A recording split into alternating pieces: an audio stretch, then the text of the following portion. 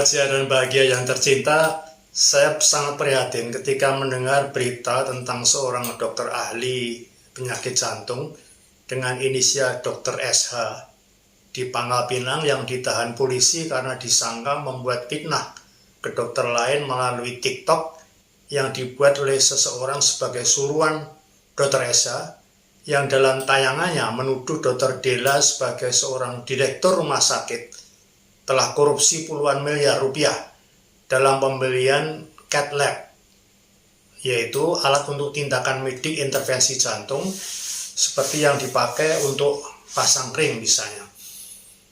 Digambarkan di TikTok, Dr. Della telah diborgol oleh polisi meskipun kenyataannya tidak benar. Fitnah keji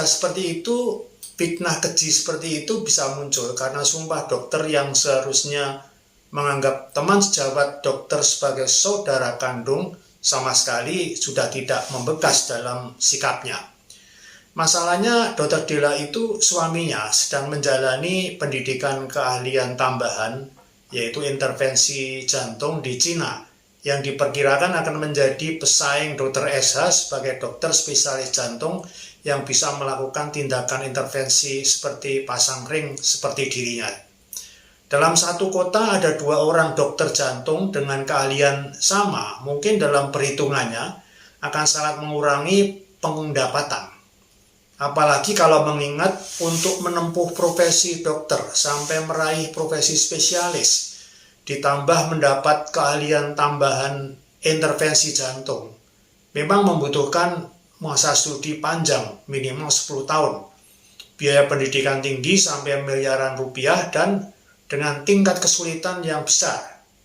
Ironisnya sekarang penghasilannya dikendalikan oleh banyak hal dan sekian banyak regulasi pemerintah. Salah satu yang paling berpengaruh adalah sistem BPJS yang mengendalikan tarif standar untuk layanan kesehatan yang banyak dianggap terlalu rendah dibandingkan beban kerja dan biaya operasional seorang dokter.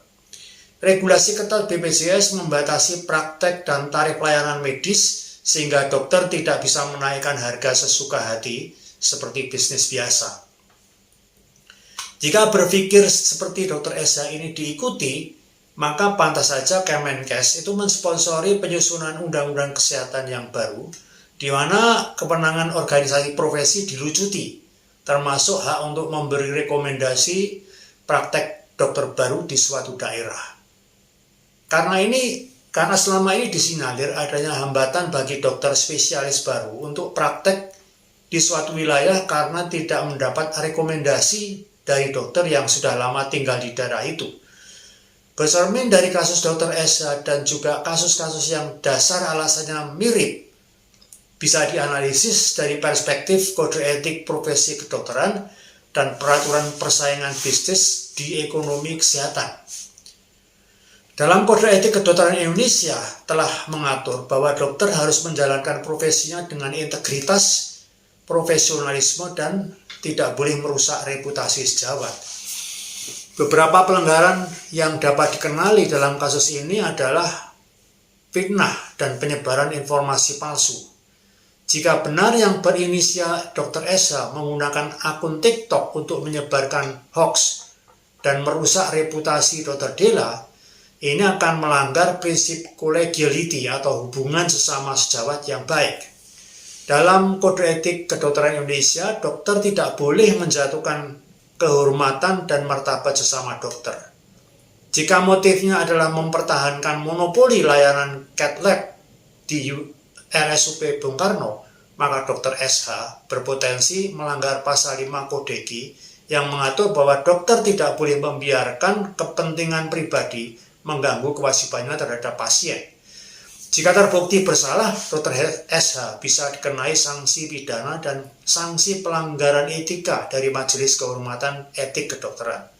Dari perspektif hukum bisnis dan persaingan usaha di bidang kesehatan, ada beberapa masalah, misalnya tentang penyebaran informasi palsu yang merugikan pesaing bisa masuk dalam kategori persaingan usaha tidak sehat. Jika terbukti ada rekayasa informasi untuk menjatuhkan pesaing, bisa dikenakan pasal pencemaran nama baik dan Undang-Undang ITE. Memang praktek dokter itu merupakan kegiatan pelayanan jasa, sehingga bisa disebut juga sebagai kegiatan ekonomi.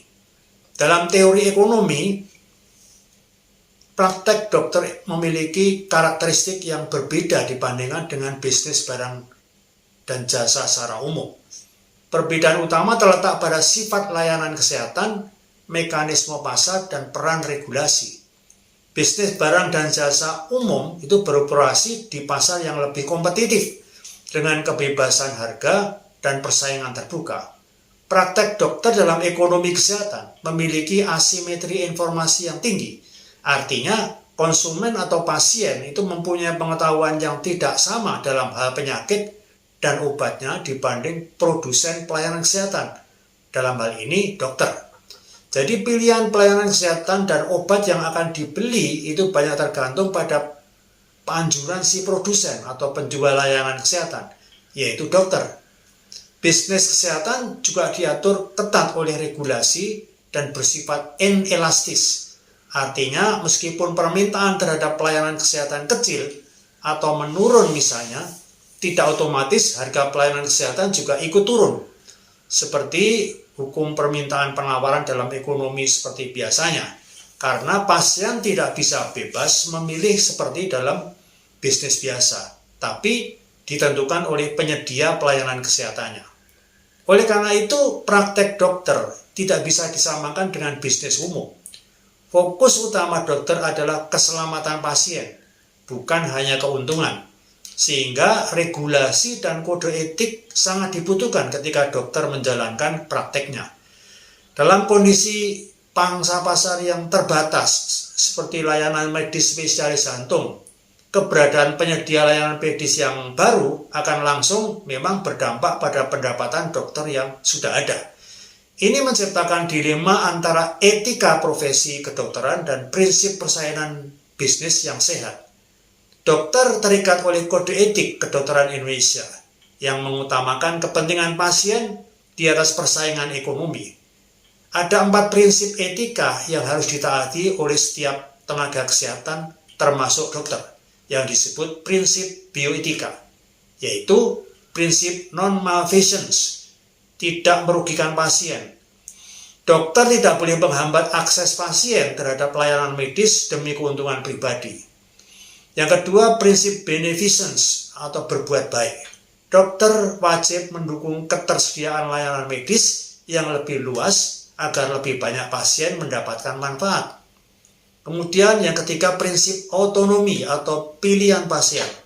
Pasien berhak memilih layanan terbaik tanpa dihambat oleh monopoli atau konflik kepentingan dokter. Yang terakhir, prinsip justice atau keadilan, di mana distribusi layanan medis harus adil dan tidak hanya menguntungkan satu kelompok dokter. Dalam bisnis biasa, persaingan merupakan mekanisme alami untuk meningkatkan efisiensi, inovasi, dan harga yang lebih kompetitif. Namun, dalam layanan kesehatan, persaingan tidak bisa sepenuhnya dibiarkan bebas, karena pasien tidak selalu bisa memilih layanan dengan informasi yang sempurna. Karena itu, regulasi diperlukan untuk memastikan layanan kesehatan tetap tersedia secara merata tanpa monopoli yang merugikan pasien. Lalu bagaimana dokter harus menyikapi persaingan? Dalam teori ekonomi kesehatan, dokter harus menyesuaikan diri dengan persaingan yang sehat dengan cara meningkatkan kualitas layanan, bukan menyerang kompetitor, dengan mengembangkan keahlian baru seperti menjalani pelatihan tambahan agar bisa meningkatkan keterampilan medis. Juga melalui edukasi pasien dengan informasi yang benar, bukan menyebarkan hoaks atau menakut-nakuti pasien agar tetap menggunakan jasanya. Jadi jika dalam bisnis umum, persaingan bebas itu memang mendorong inovasi dan efisiensi. Tapi dalam profesi dokter, persaingan harus tetap berorientasi pada kepentingan pasien, bukan sekedar keuntungan. Menghambat hadirnya layanan baru atau penyedia layanan baru demi mempertahankan pendapatan adalah tidak etis dan bisa melanggar hukum, meskipun secara bisnis bisa dipahami sebagai strategi mempertahankan pangsa pasar. Karena itu, kolaborasi lebih diutamakan daripada kompetisi yang saling menghancurkan. Monopoli layanan oleh satu dokter atau satu fasilitas akan melanggar prinsip keadilan dalam kesehatan. Seorang dokter justru perlu bekerja sama dengan sejawat untuk memastikan pasien mendapatkan layanan terbaik dan menghindari praktik monopoli atau tindakan merugikan dokter lain secara tidak etis. Jadi, sumpah dokter tetap relevan sebagai prinsip moral yang seharusnya mencegah praktik kompetisi yang tidak sehat di dunia medis. Jika seorang dokter ingin mendapatkan penghasilan lebih tinggi, mungkin bisa mempertimbangkan membuka praktek mandiri dengan layanan premium yang tidak terikat pada BPJS, atau mengembangkan usaha kesehatan, misalnya mendirikan klinik, rumah sakit, atau mengembangkan teknologi startup layanan kesehatan. Sehingga seorang dokter itu tidak hanya menjadi pekerja, tetapi juga pemilik layanan kesehatan. Sambil misalnya dengan membangun personal branding sebagai ahli kesehatan di media sosial atau YouTube misalnya.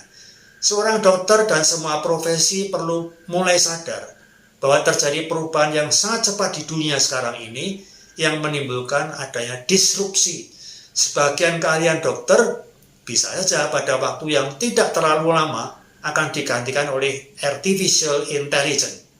Maka mulai sekarang persiapkan baik-baik untuk menghadapi perubahan zaman.